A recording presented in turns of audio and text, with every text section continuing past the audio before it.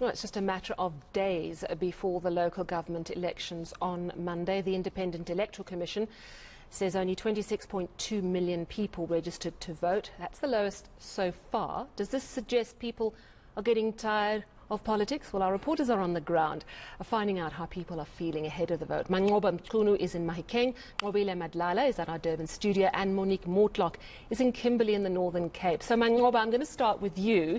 And of course, we know that we moved to load shedding level 4 this afternoon. I'm wondering if that's the thing that voters are talking about, or if they have other pressing issues on their mind.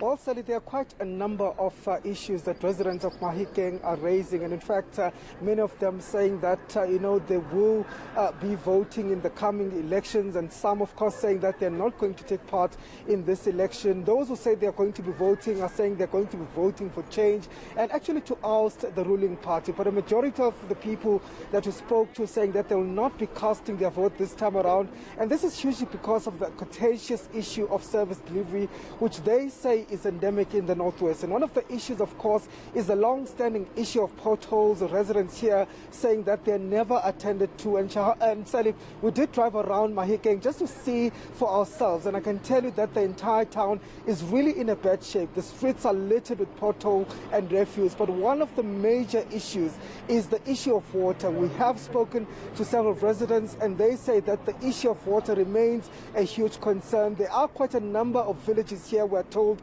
that do not have running water for years, and people here saying that they have to buy water or get it from boreholes. So many of them saying that in fact they are actually losing hope in the ANC-run municipality to deliver services, and that's the reason why they'll not be voting this time around. Of course, we know, Sally, that when it comes to the issue of finances, the Northwest Province has not been stable for some time. It was placed under administration in May 2018 by the national government, and many of the municipalities here are facing financial and operational collapses. And earlier on, I did speak to one of the activists here in Mahikeng, Tato Molusankwe, and this is what he had to say about the state of affairs.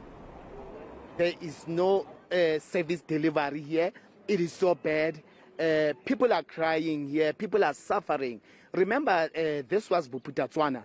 This was a great homeland. I can tell you that it was a #1 homeland in terms of development, where you find good roads, good infrastructure. Everything has been neglected. And Monique, bringing you in from Kimberley now, what are residents saying about the big issues weighing on their minds and whether they're going to go to the ballot box to express their concerns? Sally, residents here say that issues of service delivery have been a contentious one for a number of years.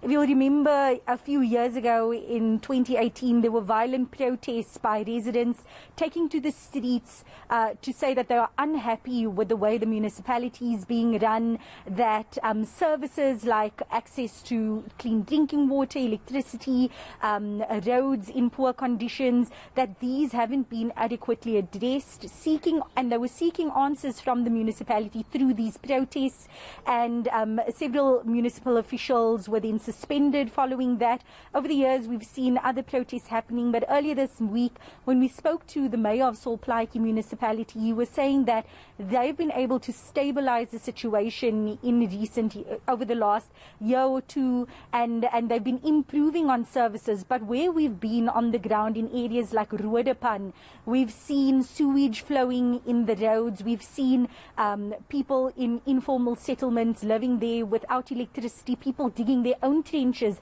to get access to clean drinking water. And these are just some of the issues plaguing many of those voters who are still deciding whether to head to the polls and who to vote for. And a little earlier, I spoke to a community activist, Tumelo Mosikare, who told us that the potholes that we've been seeing in roads is not uncommon. This is something he's been fighting with the municipality about, and I asked him in his engagements with various communities in this municipality, what has he been hearing in the build-up to the elections? Are people going to be voting? What is the general sense? And this is what he had to say.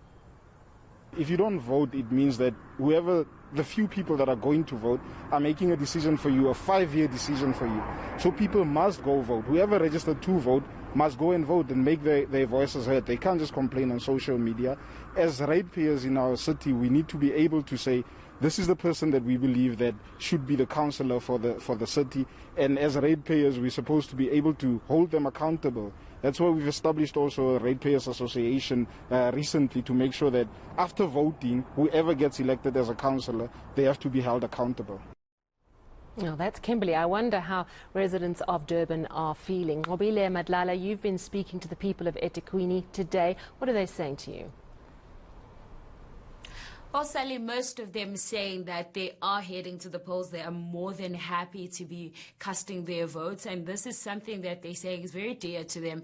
So a lot of them saying that they definitely are going there. They will cast their votes.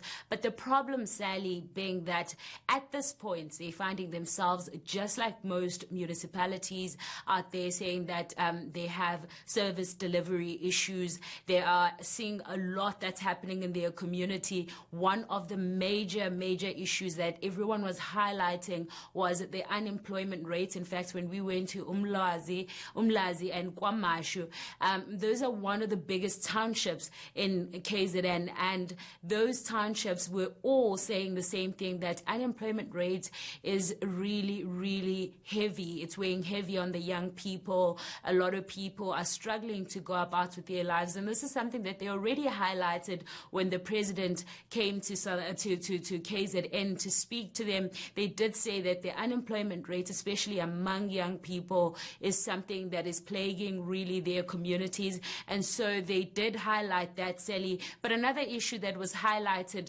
today was that the high crime rate has now started affecting these communities. So a lot of them coming out to say that they would like to see more visibility in terms of policing on the streets. We went to some of the areas where we were even threatened just for having a camera. Luckily, the police came in just in time. But speaking to the activists in that area, they were saying that there's a lot that happened.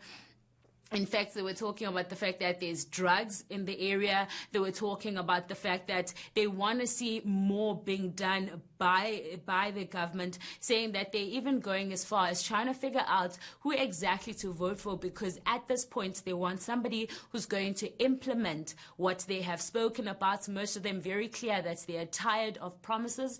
Now they want action, and so whoever will be taking their vote needs to act very quickly, and that's what they want, especially in those two things, unemployment and crime rate. So they definitely want that to happen. So let's listen in to some of them as they explain some more and how difficult it is for them to now live in KwaZulu-Natal. Actually not so safe, because there's a lot of crime that happens. Some of these young boys do threaten us. Some of them, there's always crime. Lately, the last few weeks, it's been a bit quiet. However, this place is very bad criminally. And it's not safe even for children. Just recently across the road, some child got shot about a month or two back, 2 months back. There's a lot of crime that happens here. All right, well, thank you very much for just bringing us that update from those various centres. Thank you so much to our reporters on the ground, of course, Nqobile Madlala in eThekwini, Manqoba, who has been in the northwest in Mahikeng, and Monique Mortlock in Kimberley.